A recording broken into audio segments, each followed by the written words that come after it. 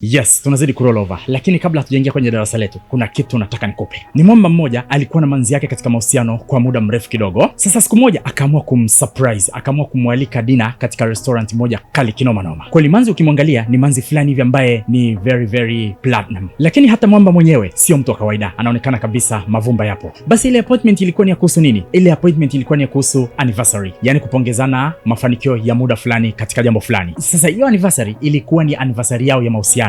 Lakini jambo ambalo we mwanaume usingelifanya na jambo ambalo mwanamke asingelipenda ni hili hapa. Mwamba alileta chocolate, alafu ukiangalia tathmini yake ni kama 5,000 hivi ya Kitanzania. Alileta ya nini? Ni kama zawadi ya bimdada yule. Basi bimdada akaonekana kama kuwa surprised, alafu akauliza, "Nini hiki?" Mwamba akajibu, "It's your gift." Alo, kwanza ile, yani kipande cha chocolate. Kwa hiyo kwa ajili ya anniversary. Are you serious? Dada anasema kwamba mimi nilihisi umeniletea mtonyo, umeniletea mavumba, umeniletea hela. You can be serious. Mwamba anamjibu slowly kabisa kwa smile pana kinoma noma. Anasema, "Yeah, kama nilivyokuambia issue zangu za kifedha haziko vizuri, so I decided to come without an empty end." Akasema kwamba nikaamua kukuletea kiboksi cha chocolate so that you can be satisfied. Kadada anarudisha anasema, "Sasa ina maana masaa yangu matatu na makeup yangu ya bei ghali nilo apply na vidani vyangu nilivyovaa, perfume yangu niliyojipulizia, mwisho wa siku unakuja kuambulia kiboksi cha chocolate? Kweli? Na wakati hivyo vitu ambavyo nimeapply vina gharama ya kununua hizi boksi 100. Mwamba hakumind wala nini. Alichomjibu akamwambia, "Lakini hivyo vitu ni mimi nimekununulia." Kumbuka, dada hakutaka kushindwa mtu wangu. Akazidi kumpelekea moto huku ameshikilia kile kiboksi kinamna fulani hivi. Alimjibu, "Ndio ulininunulia, I understand, lakini bado ninastahiki vya bei kubwa zaidi." Alafu kwa dharau akakitupa kile kiboksi juu ya meza, kikateleza kinamna fulani. Ila kukitupa tu, funu, kiboksi kikafunuka. Dada kutupa macho, oi, iPhone ile pale imetulia. Imekaa kwa kutulia tuli ndani ya kibox. iPhone macho matatu. Dada anauliza, "What is this? Nini hiki?" Mwamba kwa utuli kabisa akamjibu, "Zawadi yako hiyo. Najua unahitaji vitu vya thamani zaidi." Dada asianza kujibaraguza. Unajua alisemaje? Akasema, "Nilijua tu kuwa ni simu. Sema niliamua kukurusha roho kidogo na wewe mwisho wa siku umeingia kingi." Mwamba akumjibu vibaya. Mwamba akasema, "You sounded gold digger." Yani kwamba ulionekana kama mchonaji hivi fulani. Dada akamrudishia akamwambia, "It was a prank for prank." Yani kwamba ulikuwa ni utani juu ya utani, yani tunafanyia na masihara. Guess what happens? Akajaribu kuiwasha ile chuma. Ile kuiwasha tu ngoma iwaki. Anauliza, "Mbona namna gani vipi?" Mwamba akamjibu kwa kusema, anasema, "Nilisahau kukwambia kwamba nilipoinunua kwenye duka la mkopo, Mwamba amesema kwamba betri ni mbovu, so itabidi nikafix." Dada anashangaa, "Duka la mkopo?" Anasema,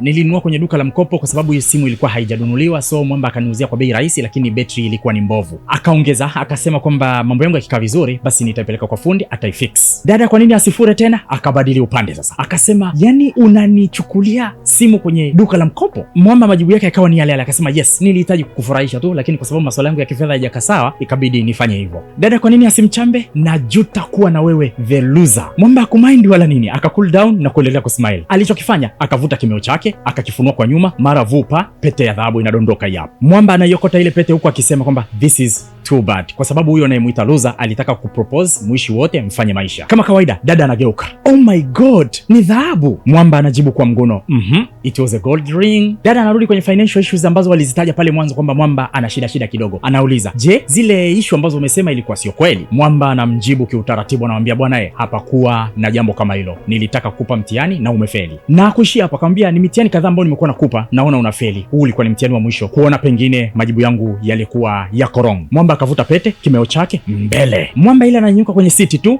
bili hapo mbele ya dada inasoma $800 na uchafu. Dada aliishiwa pause. Ana la kufanya tena. Sasa ni message gani tunaipata hapa? Ni kwamba kabla hujaamua kumuoa mwanamke, kabla hujaamua kumweka ndani, hakikisha unampiga testi za kutosha, ujue huyu ni wife material au ni gold digger. Anyways, kama wewe ni legend, nataka nikupe vitu ambavyo huyu Mwamba inawezekana alifanya mwanzoni na mwanamke hakujua, na wewe unaweza ukavitumia katika kumpima au kumtathmini kipenzi chako. Jambo la kwanza tunaita pause and delay tool. Aka kamchezo bwana, ni kamchezo ambako kanapendelewa na wanaume ma legend. Sasa aka kamchezo kako hivi, hebu tuanze na pause tool. Sasa kipenzi chako anaweza akakutext message ndefu tu au akakupigia simu akaongea maneno mengi, ana mashida yake, ana mastress yake, yani akajimaliza kwa kujimaliza. Sasa wewe unachokifanya haujibu hapo hapo. Kama alizoea unamjibu baada ya sekunde kadhaa, hapa you take time to reply. Kwa nini unafanya hivi? Kwanza unakuwa unapima subira yake ya kuvumilia majibu, lakini pili unakuwa una diagnose ile message yake au yale maneno yake, unatuliza akili, kisha unakuja na jibu lililokuwa zuri zaidi. Tuje kwenye delay tool, yani tool ya kuchelewesha. Hapa ni simple tu. Mwanaume smart huwa hana haraka ya kumridhisha mwanamke. Kumridhisha tena, I don't mean what you think about. Na maanisha hapa. Anapokuwa na shida yake tena ya msingi kidogo, akakuapproach, huwa humalizi hapo hapo. Unajaribu kutengeneza kakipengele ambako kataonyesha kwamba kwa muda huo huwezi ukamaliza shida zake. Hapa ndipo unapomwambia kwamba michongo yangu haijakaa sawa, embo nipe wiki, tutamaliza hiyo issue. Kama ni mwanamke ambaye ni gold digger, wallahi lazima atanuna hapa. Lazima atakutupia maneno fulani yatamtoka. Lakini pia mwanamke ambaye ni gold digger asiyekuwa na subira, hapa ndo anaweza akaanza kucheat, akaanza kutafuta namna fulani ya kupiga mabomu ili kupata kile anachokitaka. Point to note, jambo la muhimu la kuzingatia, fanya hivi pale anapokutumia message au anapokupigia kulaumu, jaribu kutuliza mshono kwanza, msikilizie. Lakini pia jambo la muhimu la kuzingatia, kudelay au kupause, sio kwamba una kiburi, la, you want to know her true color. Lakini jambo la tatu la kuzingatia, usichukue muda mrefu kumjibu, hasa pale anapokuwa anahitaji jambo fulani na ni muhimu zaidi. Kwa nini? Kwa sababu utapodevelop hii tabia, mara nyingi atachoka na mwisho wa siku atapata mtu ambaye anamtimizia majambo yake kwa haraka na mwisho wa siku utakuta mwana sio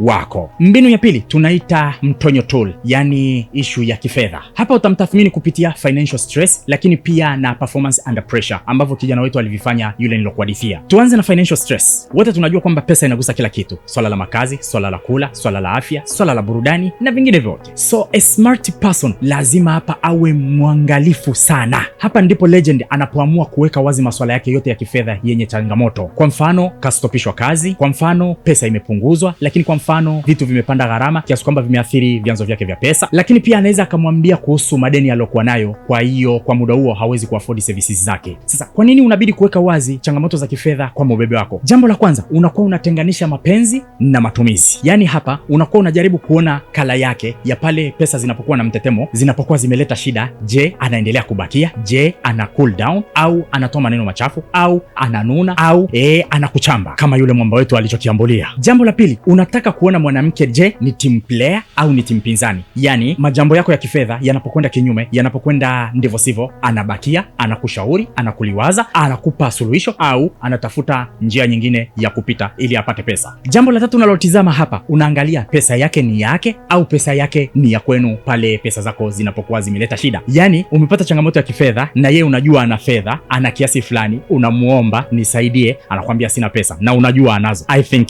you can relate. Let's come to performance under pressure. Hii haimaanisha kufanyia kila kitu kwamba akiwa amesimamiwa au umemshikia fimbo. La, kwa mfano kupika, kufua, kuosha vyombo, kukupa ulolo. Yes. Hapa mwamba unaangalia, je, tabia yake, msimamo wake, uaminifu wake vinabakia pale pale mambo yanapokwenda ndivyo sivyo. Imagine mambo yako hayako vizuri, alafu mwisho wa siku ana deni la kausha damu. Imagine manzi yako ana birthday, alafu mwisho wa siku mambo yako hayajakaa vizuri. Achana na hiyo, ni sikukuu, ni kuna event, alafu mwisho wa siku vipengele vyako havijakaa sawa kuweza kumsupport. But on the same time, kumbuka wewe sio mwanaume peke yako. Kuna vijeba wengine, kuna malegend wengine wanazo zinatililika tu, anawaona na wanamfuata. Hiyo ndio tunaita performance under pressure. To tell you the truth, mwanaume mara nyingi anatafuta mwanamke ambaye atabakia na msimamo wake pale mambo yake ya kifedha yanapokwenda ndivyo sivyo. Lakini mwanamke anayetoka, anayekuchamba, anayekununia pale mambo yako yanavyokwenda ndivyo sivyo, huyo sio wife material. So be careful under this point. Jambo namba 3 inaitwa mtandao tool. Hii ni spana ambayo malegend watu wanaitumia sana. Hapa watu wanatumia logic ya kwamba ndege wenye manyoya ya kufanana, ndege wenye mabawa ya kufanana hupaa pamoja. Hapa unachokiangalia, unaangalia rafiki anayechati naye mara kwa mara, unaangalia rafiki zake anaoenda nao kazini, anaoenda nao dukani, anaoenda nao sokoni, unaangalia rafiki zake anaokuwa nao kwenye shughuli ni wanamna gani. Logic ni kwamba unapoona rafiki zake ni watu wa vigodoro, ni watu wa masimango, ni watu wa kusengenya, ni watu wa kunywa pombe, lakini mara nyingine ukakuta ni watu ambao wana stories za ugomvi, stories za wanaume, unajua kabisa hapa hamna wife material. Lakini mwamba hapo, unapoona simu za shemeji yangu zinazoingia ni za mawinga, unapoona simu zinazoingia ni za rafiki zake wa kazini, za kudiscuss what to do tomorrow. Lakini pia unapoona simu zake zinazoingia ni za kudiscuss pa kupata mzigo wa kuingiza sokoni kesho. Ila pia unapoona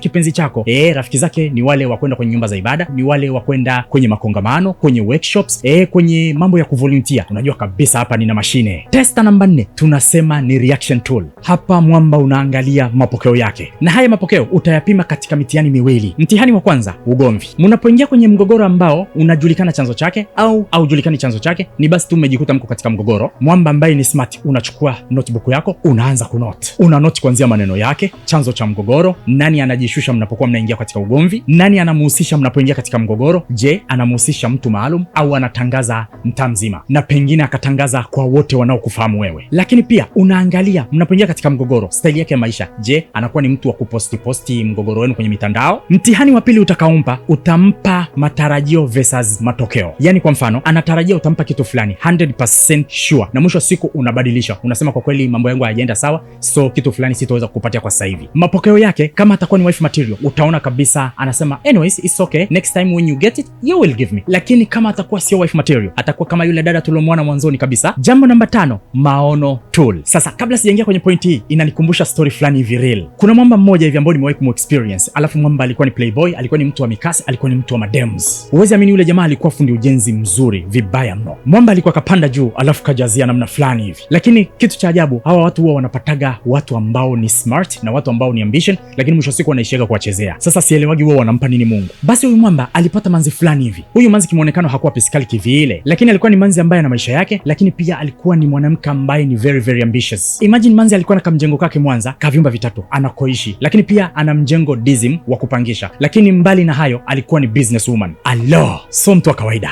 Basi manzi alivyokutana na huyu jamaa akatokea kuzimika naye. Sasa walikutana wapi? Walikutana katika masuala ya site. Huyu mwamba alimtengenezea nyumba yake ya Dizim na alitengeneza vizuri mno, akaifanyia finishing vizuri kinoma noma. Na mwamba ni mstaarabu kimuonekano, kimazungumzo. Basi mama akawa amezimika kinoma noma, akaamua hebu niwe naye kwa sababu anaonekana ni mtu ambaye anajua hustles, basi mwisho wa siku tunaweza tukafanya kitu. Basi mwamba kwa sababu kaona manzi amejipata, akaona hapa ndo pa kujishikiza. Kama kawaida, si unajua wale wapenda kitonka. Mwamba akaishi naye. Mwamba akuona ajabu, akafunga virago. Mwisho wa siku Mwanza akaenda kuishi na manzi. Lakini miaka ikaenda, wakapata mtoto. Guess what happens? It was mwaka juzi. Mwamba akarudi Dizim kwa shughuli za site hizo kwa sababu huku alikuwa na connection, kama unavyojua ndiko alikoanzia. Kurudi Dizim sasa, kama nilivyokuambia, mwamba ni mtu wa totos. Mwamba ni mtu wa mikasi, mitungi, madem kibao, kulala nje kitu cha kawaida. Akishiwa simu kwa mama ndo anamaliza kila kitu. Lakini ugomvi juu ya ugomvi. Siku zikasonga, mwisho siku mwamba akaanza pigo zao, mimi naona kuishi chini ya mwanamke na kwa siwezi. Si unajua tena mambo ya kulelewa na mashangazi. Mwamba akaona kama sio kweli. Kama vipi uza hiyo nyumba, tununue kiwanja huku Dar es Salaam, tujenge huku na jina liwe limeandikwa mimi. Sasa kama nilivyowahi kueleza, influence ya dopamine na oxytocin, mara nyingi hizi ni vitu ambazo zinamfanya mwanamke au mwanaume asiweze kufanya maamuzi yaliokuwa ya busara kwa sababu amependa. Japo alijaribu kusita, lakini akasema it's okay, ni mtu wangu. Na mbaya zaidi, hakumshirikisha mtu wake wa karibu. Katia mjengo sokoni, mwisho wa siku mtonyo huo hapo. Kweli wakanunua kiwanja, wakajenga. Nakumbuka nyumba inakuwa katika jina la mwamba. After kuhamia sasa, vituko kama vyote. Kwa sababu mwamba anajua tayari jina ni la kwake, basi vituko ni balaa. Yani mwamba akawa ni kulala nje, mademu kila kukicha. Yani mwamba akawa anampigisha mama piskali kwa sababu yeye hakuwa piskali kivile. Mama akijaribu kuoji, kipigo kukwenda nyuma. Sasa ilifika pahala mama akachoka, kaona sio kweli. Lakini vizuri zaidi, alikuwa anajua nini cha kufanya. Sasa kumbe mission ya jamaa ilikuwa ni kwamba akishakuwa na yule manzi,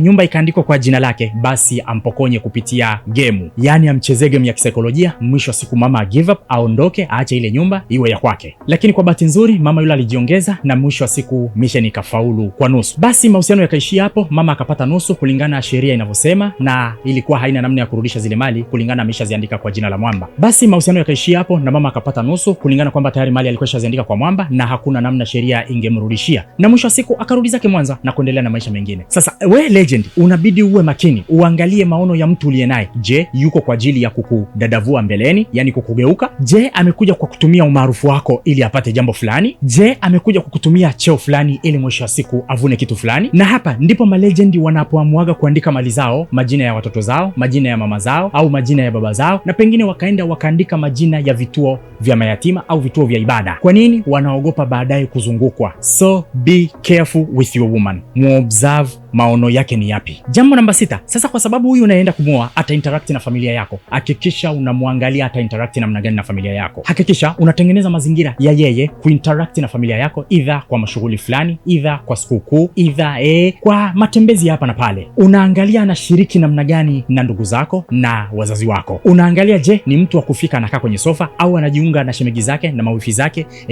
na mama zake jikoni kushiriki shughuli za ndani. Je, unapokuwa kwenu ana complain complain kwamba tunamaliza muda mrefu nyumbani kwenu? Je, mkiwa peke yenu anakumbushia zile story anazokuwa anapiga na mashemegi zake na mawifi zake? Lakini hata pia kuwakumbuka majina, je, anawakumbuka majina wote ambao ana interact nao kwenu? Na usisahau wewe kama legend, kama mwamba, kuomba feedback kutoka kwa ndugu zako. Hawa wanamjua, wanamuona zaidi ya wewe unavyomuona. Kwa kumalizia, katika video hii nataka nikupe bonus ya kumjua wife material kwa undani zaidi. Kwa kumjua zaidi, tembelea katika description, angalia link kisha ibofye, utakutana na video ya mwanamke wa aina hii. Usimwache. Mwisho wa siku utajua mwanamke wako ni wife material au sio wife material. Ni mimi Mr. Abdul Noor, tukutane katika video ijayo.